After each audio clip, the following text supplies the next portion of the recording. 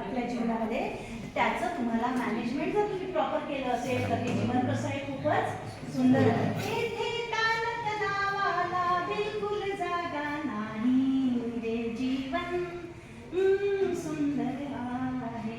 कुठेच नाही, या आपल्या जीवनामध्ये ताणतणावाला आपल्याला बिलकुल जागा द्यायची नाही. म्हणून परत म्हणा, हे जीवन सुंदर आहे. म्हणा परत, हे जीवन सुंदर आहे.